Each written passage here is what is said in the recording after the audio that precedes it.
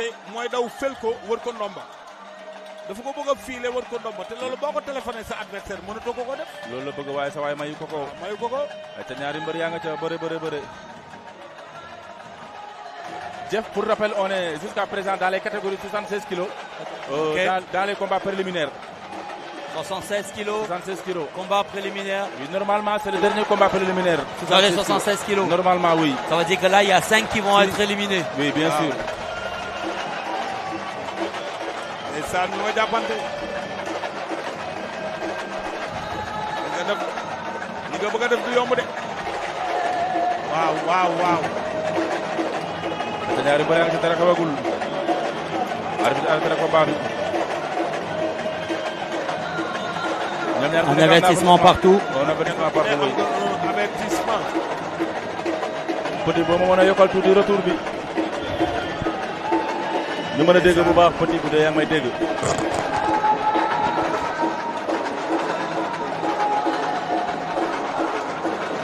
ndeysaan gaa yaa nga jàppante. ate ña nga jàppante kaw. parce que ñoom seeni mbir du gaaw a lijjanti ko ndax dañoo bokk même système. waaw.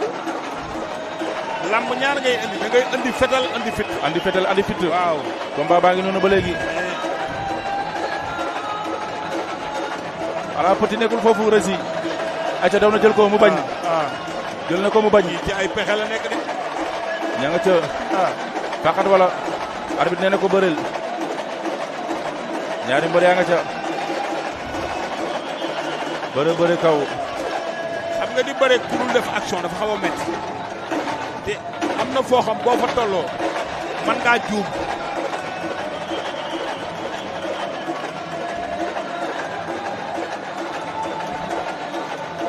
waaw.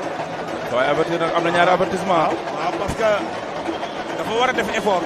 voilà léegi su amee troisième avertissement day ñàkk combat.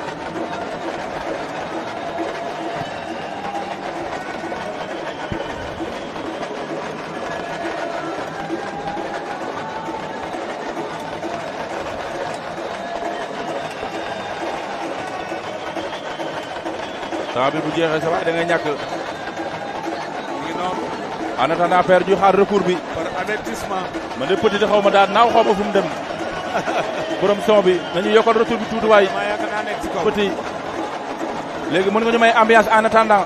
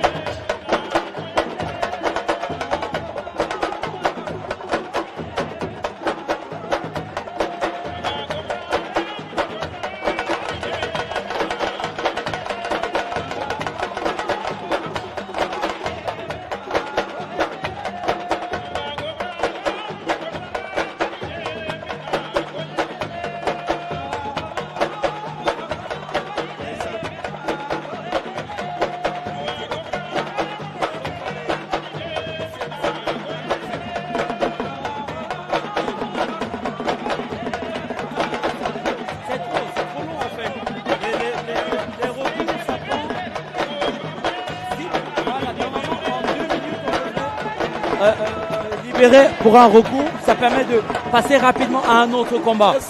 Mais là, ils sont en train de prendre. On a eu le temps de voir 2 combats. Ils n'ont toujours pas pris de décision sur le recours. Et ça ralentit le jeu. Ça ralentit tout.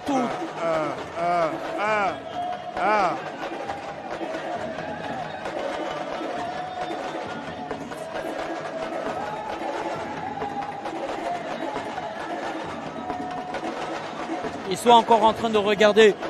Voilà cette action. On la revoit au ralenti. Parce que soo xoolee ñu discuter mooy avertissement bi dafa xaw a loose. Bogar avertissement bi dafa xaw a loose parce que seeni moom dafa jàpp ni booy bi moo ko jiitu waaw parce que ñun duñu ay arbitre de voilà ñoom ñooy saytu loolu léegi kon xam naa dañ leen di déglu rek waaw mel ni ñoo ngi consulté wu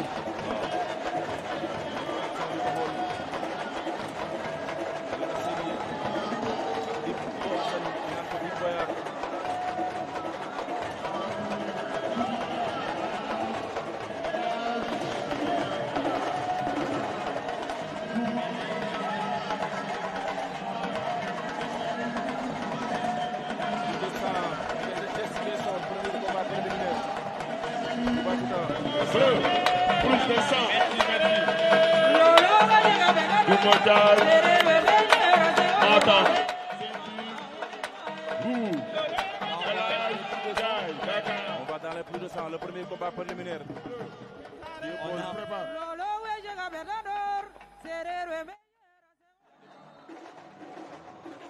Les 86 kilos. Bien sûr, oui. C'est pas vidé. Les 100 kilos, les 100 kilos.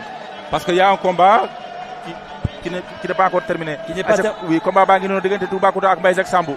démb ñoom ñaar fi bëre woon daa mel ni wala du ñoom ñaar Toubacouta Mbaye Jacques. Toubacouta ngàdd na ko. arbitre. Toubacouta Mbaye Jacques daw na jël ko Toubacouta kooku naax.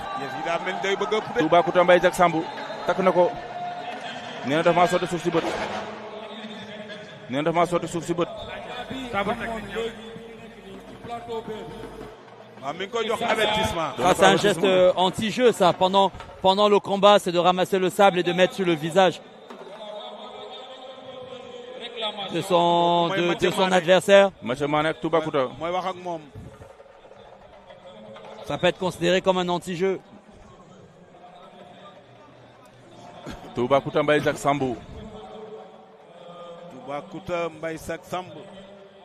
Toubacouta nag la ma ko waxoon dem rek ponkal xajul ci yeel am na loo xamante ni soo ko mayee sa adversaire bu la fa àggee loolu daal yow te adversaire am bi néewul doole de. néewul doole déedéet.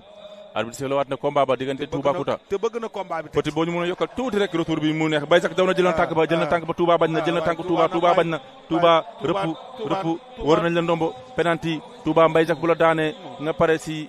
Il y a rien là. Il y a rien. Il y a rien pour l'instant, il y a rien. Mais dañ yegg si saako yi. Sortie. Oui, sortie délibérée. Voilà, un avertissement pour sortie délibérée Toubacouta. Temps bi jeex na. Mi-temps. Touba na bàyyi doore ki na bàyyi safurla. Mi-temps. Na bàyyi tànk yi mi may waay. Qu'est-ce qui s'est passé? Non, il dit qu'il l'a frappé, mais bon, je crois qu'il ne l'a pas frappé. Il ne l'a pas frappé malheureusement. Il ne l'a pas frappé.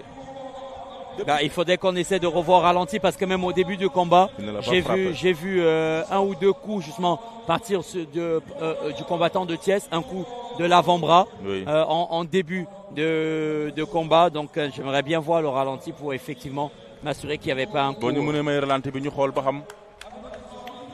Depuis démb tournoi am dafa xaw a am cool quoi. moom nag aussi mbër la buy mer aussi. te loolu vraiment loolu moom war na ko éviter. Toubacouta en tant que mbër fi mu toll ci lamb tey. war na mën tey di garder sang-froid am si yu bëree bëri. rawatina waaw mer boo ko yóbbee. parce que compétition bu toll nii. vraiment nga ñëw di ñàkk si yenn anam yi du yoon quoi. te ngay yaakaaru. ngay yaakaaru équipe bi. certes individuel la mais nag bon. Si moom gañ sa morning la woon. Malheureusement day dem toog il va rentrer produit. Waaw. Malheureusement. Oui. Mais il va quand même compétir demain à titre. Oui, pour l'équipe pour l'équipe. Yes, oui. Voilà, mais individuel, il est éliminé malheureusement. Il est out. Il est out pour la partie individuelle. Depuis presque débat.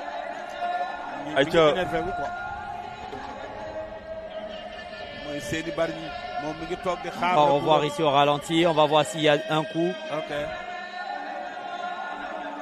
Les premières actions bi la wala. Et puis li mi may ci ay tànkam dafa bari.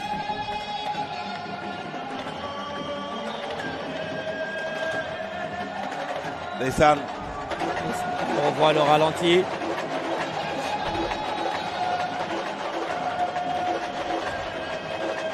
Ah, là on voit le sable. Non, ça c'est la première action. Voilà, la première action du sable. Là on voit nettement mieux. Oui, c'est la première action. Voilà, ce que c'est au cours du mouvement qui ramasse le sable pour le mettre sur le visage. On va essayer de revoir la deuxième action justement, après qu'il ait attaché sa ceinture. Pour comprendre s'il y a eu un coup ou pas. Ah oui, il y a eu un petit coup de l'avant-bras. Et depuis le début, il avait déjà fait à plusieurs reprises. À plusieurs reprises, il avait déjà reproduit ce geste-là où il met des coups avec l'avant-bras.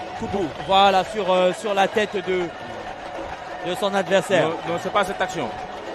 C'est pas cette action. L'action où on l'a disqualifié, c'est pas cette action malheureusement. La rési, dernière action Toubacouta, dernière action. Justement, je montrais ce que j'avais vu avant. Avant, j'avais vu un petit coup de l'avant-bras. C'est pour ça